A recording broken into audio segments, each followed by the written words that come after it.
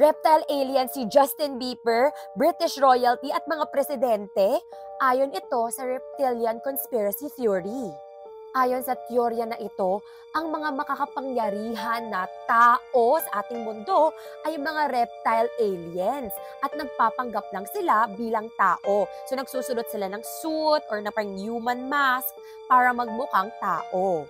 Itong mga reptile aliens, they secretly control daw our world. Mga politicians daw, mga celebrities, mga royalty. And they feed or nabubusog sila sa mga negative emotions or mga suffering ng mga tao.